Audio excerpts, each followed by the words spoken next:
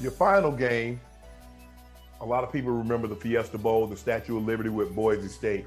Mhm. Did you know going into that game, when did you know that I'm out of here, I'm declaring for the draft? Did you know going into the game, or it was after the game, after you lost, that you said, okay, I'm out? I knew before the game. I knew before the game because I broke my collarbone earlier that year. Right.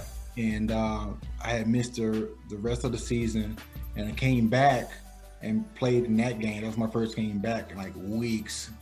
And so during that time, I had a lot of time to just reflect on the past couple of years and how things had went.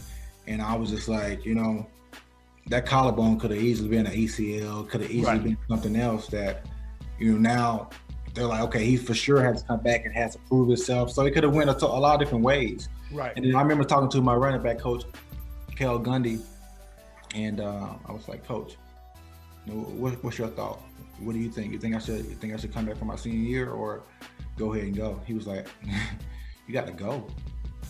You know, he said, as much as I would love for you to come back and play, you know, I wouldn't be, you know, being 100 with you and being real with you if I told you to come back for your senior year, you know. So I was like, okay, you know. So that was something that kind of helped me make that decision as well, and go ahead and enter into the NFL. So here's a funny story a lot of people don't know about.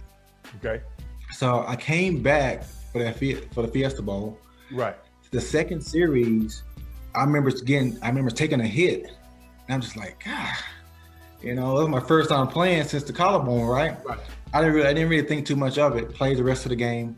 Later on that night, my neck like literally swelled up, like all this was swollen, right? Wow. And it ended up, you know, subsiding, and it went down by the next day. So I didn't think much about it at all. It wasn't painful or anything. So I get down to Arizona, the API, I was training there.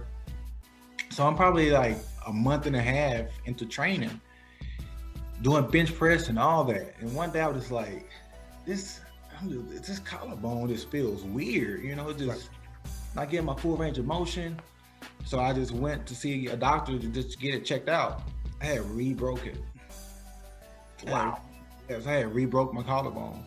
So when I was at the combine and all that, my collarbone was still broke. It was still healing, going through that process. And that was like one of the red flags that I had because they knew that it was still cracked. Wow. At that time. Yeah. I'm looking back at your